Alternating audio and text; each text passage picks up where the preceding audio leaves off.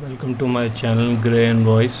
आज मैं विप्रो का एनालिसिस करने जा रहा हूँ। ये स्टॉक मोर देन 9% फॉल हुआ था मंडे को। तो जैसे आप वीकली टाइम फ्रेम का चार्ट देख रहे हैं विप्रो का, इसमें यहाँ पर एक अपना टॉप क्रिएट करके इसने डबल टॉप क्रिएट किया है।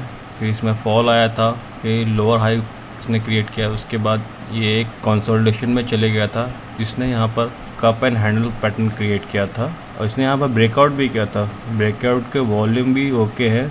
अगर आप डेली टाइम फ्रेम में जाएंगे तो इसका ब्रेकआउट यहाँ हुआ था। Volume is good enough for breakout. जाके फिर यहाँ पर रीटेस्ट हुआ था इस लेवल का, फिर ये अप मूव में जाने लगा था। लेकिन इसके जिस दिन इसका रिज़ल्ट आया, रिज़ल्ट का एंटिसिपेशन ज़्यादा था और बाद में जो इसका रिज़ल्ट आया लास्ट क्वार्टर से हिसाब से बहुत कम था, तो उसके वजह से मार्केट ने मोर देन 9.2% का फॉल दिया इसमें। और एक और रीज़न है निफ्टी आईटी इंडेक्स देख लेंगे। निफ्टी आईटी इंडेक्स भी फॉल हुआ था। फॉल नहीं, करेक्शन कह सकते हैं। करीबन 2% का करेक्शन हुआ था निफ्टी आईटी में। तो ये भी एक रीज़न है इसका, एक तो रिज़ल्ट और दूसरा इसका निफ्टी आईटी का करेक्शन होना। तो इसने मोर देन 9% का करेक्शन किया था। और अगर हम इसके फंडामेंटल्स देखना चाहें, ये इसके क्वार्टरली रिज़ल्ट्स हैं। क्वार्टरली रिज़ल्ट्स आप देख लीजिए। Sales comparatively close to same ही है लास्ट क्वार्टर के हिसाब से। एक्सपेंसेस भी सेम हैं, ऑपरेटिंग प्रॉफिट भी ऑलमोस्ट सेम है, बाकी सब सेम है। और प्रॉफिट बिफोर टैक्स भी देख लीजिए, कंपेरेटिवली लास्ट क्वार्टर से सेम ही है, ऑलमोस्ट थोड़ा सा ज़्यादा है। और नेट प्रॉफिट भी थोड़ा सा ज़्यादा है। तो इसने ओके परफॉर्म किया था। इसका प्रॉफिट और लॉस देखेंगे, सेल्स सेम है, एक्सपेंसेस भी ओके है, ऑपरेटिंग प्रॉफिट भी लास्ट ईयर के हिसाब से, ये last compare to last year है, लास्ट ईयर के हिसाब से ओके है। और नेट प्रॉफिट भी देखेंगे लास्ट ईयर के हिसाब से ऑलमोस्ट सेम ही है। देन बैलेंस शीट में आते हैं। बैलेंस शीट में भी कंपेयर टू लास्ट ईयर सब सेम ही है, कोई इतना ज़्यादा फ़र्क नहीं है।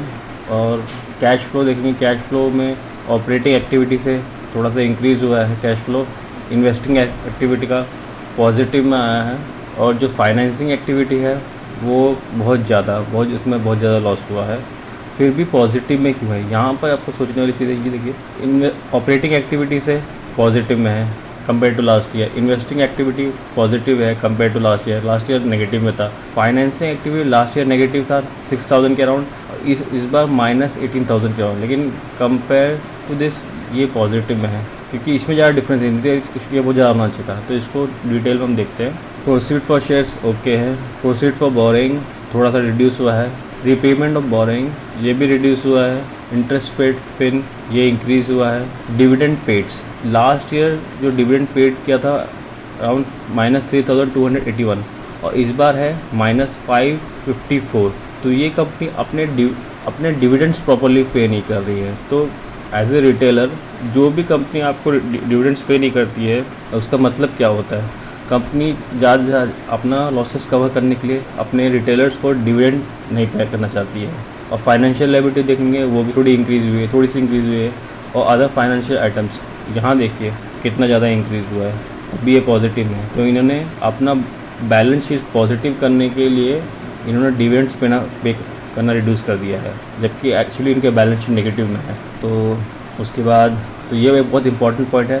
तो इसलिए फंडामेंटल्स देखना बहुत ज़रूरी हो जाता है। फंडामेंटल्स, क्योंकि फंडामेंटल्स आपको टेक्निकल एनालिसिस के साथ एक एज देते हैं, जो इस कंसोलिडेटिंग मार्केट में भी आपको एक एज दे सकते हैं दूसरे ट्रेडर के अगेंस्ट। और शेयर होल्डिंग पैटर्न देख लिए तो ऑलमोस्ट सेम है मार्च और लास्ट क्वार्टरली बेस पर।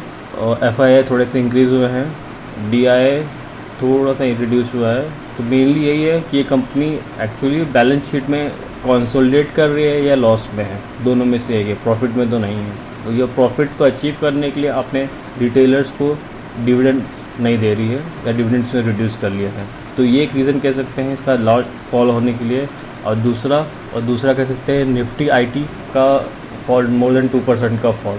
तो दोनों ने मिलके इसमें अच्छा खासा 9% का फॉल क्रिएट किया है। अगर ये मेरी एनालिसिस आपको पसंद आई तो do follow my channel Grey and voice. और ऐसे ही स्टॉक को अपने रडार में रखने के लिए do follow my trading view handle grey and voice.